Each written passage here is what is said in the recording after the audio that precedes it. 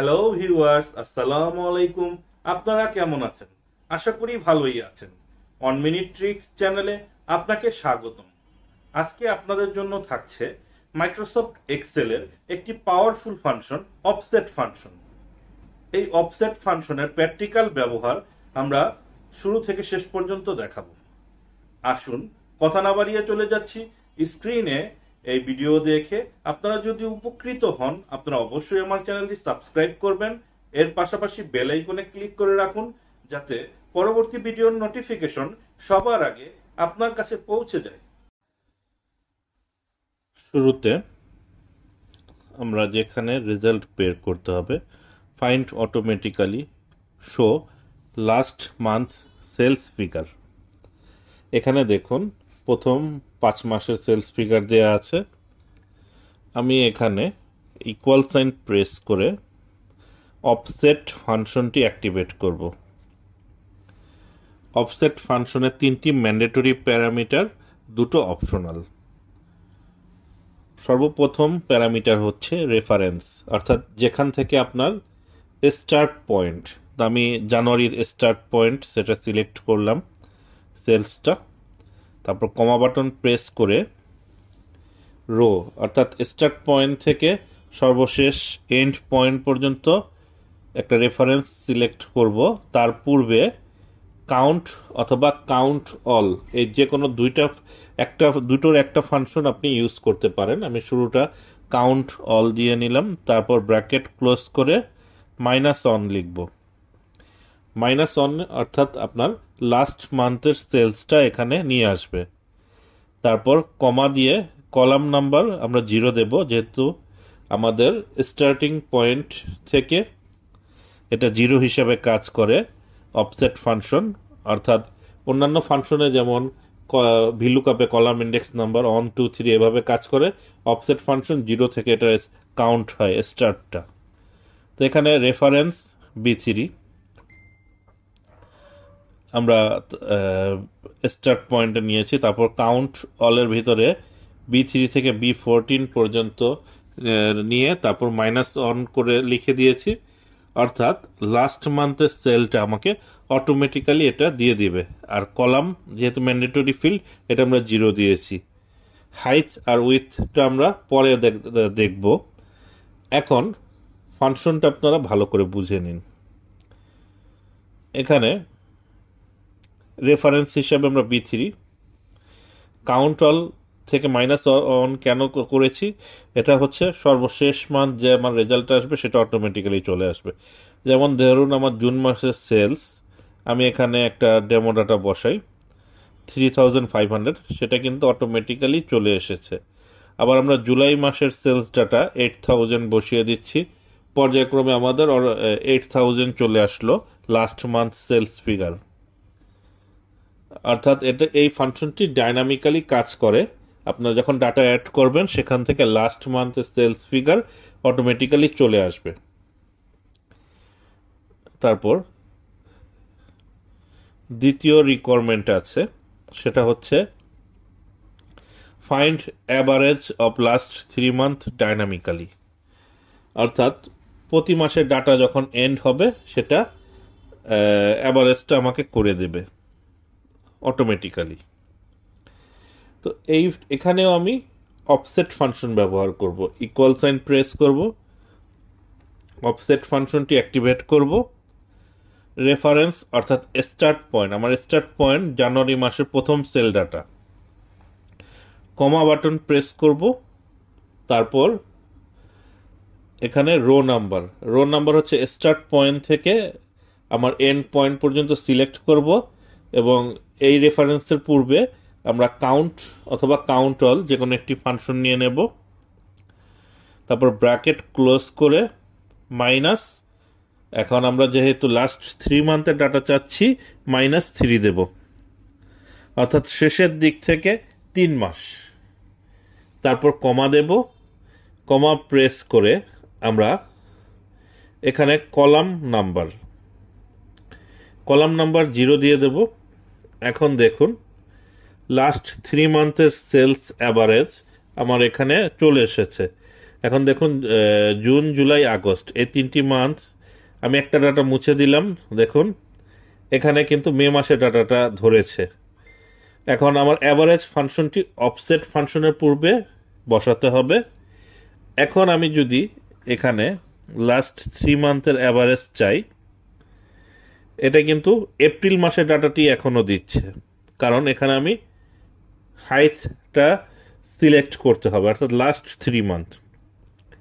এখন এই ফাংশনের সর্বশেষ 0-র পরে আমরা এখানে হাইট যেটা দেওয়া আছে, হাইট হিসাবে আমরা এখানে 3 দিয়ে দেব, অর্থাৎ -3 দিয়ে আমি বুঝেছি শেষের দিক থেকে 3 নম্বরটা, এবং এই 3টারই হাইট দিয়ে বুঝিয়ে দিলাম এটা হচ্ছে লাস্ট 3টা আমাকে কাউন্ট করে দিবে। জুলাই থেকে অর্থাৎ মে জুন জুলাই লাস্ট 3 মান্থের অ্যাভারেজ 6187। লক্ষ্য করুন এখানে প্রথম আমরা যদি 4 দেই এবং -4 দিয়ে দিচ্ছি, এখানে লাস্ট 4 মান্থের অ্যাভারেজ নিয়ে আসবে। অর্থাৎ -4 দিয়ে যখন আমরা বুঝিয়েছি শেষের থেকে 4 মাস উপরে, এবং হাইটটা দিয়ে বুঝিয়ে দিলাম যে 4 মাস উপরে যে ডাটাটা সেটাই আমার স্টার্টিং পয়েন্ট, সেখান থেকে 4 মাসের অ্যাভারেজ। তো আমি এখন দেখুন এখানে শেষের মাস সেল ডাটা দেখাচ্ছে এখন 5000। তো দুটো ফাংশনই আমার ডাইনামিক্যালি কাজ করছে। আমরা এখন আরও একটি প্রজেক্ট দেখব, প্রজেক্ট 2। এখানে অ্যাভারেজ লাস্ট 4 কলাম, অর্থাৎ জোন ডি এর লাস্ট 4 কলামের আমরা অ্যাভারেজটা দেখব। আমরা তো রো বেস এই ফাংশনটা ব্যবহার করলাম, এখন কলাম বেস ব্যবহার করব। রেফারেন্স হিসাবে আমরা স্টার্টিং পয়েন্ট, অফসেট ফাংশন আপনারা মনে রাখবেন স্টার্টিং পয়েন্ট অলওয়েজ 0 হিসাবে কাউন্ট করে, যেমন কলাম ইন্ডেক্স বা রো ইন্ডেক্স নাম্বার আপনারা যেমন ভিলুকাপে ব্যবহার করেন। এখানে আমি স্টার্টিং পয়েন্ট B4 বসালাম, তারপর 0 বসাবো যেহেতু আমার রো এর কোনো কাজ নেই। কলামে আমরা কাউন্ট অল ফাংশনটি সম্পূর্ণ রেঞ্জটা সিলেক্ট করব, তারপর -4 দেব। -4 অর্থ শেষের দিক থেকে 4 নম্বর। তারপর হাইট এবং উইথ আছে, আমরা হাইট অন দিয়ে দেব, মানে একটা রো হিসাবে কাউন্ট করবে, আর উইথ হচ্ছে এখানে 4টা কলাম, তাহলে আমরা 4 দিয়ে দেব উইথ। 4 দেওয়ার পর এখন দেখুন এখানে স্পেল এরর দেখাচ্ছে, কারণ হচ্ছে আমরা যেহেতু অ্যাভারেজ চেয়েছি, অফসেট ফাংশনের পূর্বে আমাকে অ্যাভারেজ ফাংশনটি অ্যাক্টিভেট করতে হবে। দেখুন লাস্ট 4 মান্থের অ্যাভারেজ আমার 32.5, এখানে এটা 32.5 ডাইনামিক্যালি এটা চলে এসেছে। এখন এই রেঞ্জটি যদি আরও বড় হয় তাহলে সেই ডাটা অটোমেটিক্যালি এখানে চলে আসবে। আমরা যদি জোন বি এর লাস্ট 4 মান্থের অ্যাভারেজ সেল দেখি, এখানে দেখুন আমার এখানে লাস্ট 4 মান্থের অ্যাভারেজ 18, এটা অটোমেটিক্যালি চলে এসেছে। আমি আন্ডু করে নিলাম। এখন প্রজেক্ট 3তে আমরা দেখব get product name based on code offset, অর্থাৎ আমি এখানে কোড সিলেক্ট করব। এটা অনেকটা আপনারা ভিলুকাপের মতো বলতে পারেন, ভিলুকাপের মতো আপনাকে রেজাল্টটা এনে দেবে। এখন আমি ইকুয়াল সাইন প্রেস করব, অফসেট ফাংশনটি অ্যাক্টিভেট করব, তারপর স্টার্টিং পয়েন্ট রেফারেন্স হিসেবে আমি রাইস এটা সিলেক্ট করে নেব, তারপর কমা দেব। এখন আমরা রোটা সিলেক্ট করে তার পূর্বে কাউন্ট ফাংশনটি অ্যাক্টিভেট করে নেব। তারপর এখানে কাউন্ট ফাংশনের মধ্যে যে রেঞ্জটা আমরা লিখেছি সেটা আমরা আপাতত এটার সাথে কোনো মাইনাস সাইন আমরা ব্যবহার করব না। আচ্ছা, কাউন্ট ফাংশনের পরিবর্তে আমরা এখানে ম্যাচ ফাংশন ব্যবহার করি, যেহেতু আমাদের এখানে কোড নাম্বারটি পরিবর্তন হবে। তো আমরা এখানে কোড নাম্বার বসিয়ে ম্যাচ ফাংশনে লুকআপ ভ্যালু দিলাম এবং কোডটাকে লুকআপ অ্যারে হিসাবে সিলেক্ট করে এক্সাক্ট ম্যাচ 0 দিয়ে দিলাম। তো এখন আমরা -1 0 দিয়ে এখন দেখুন P4 = সল্ট।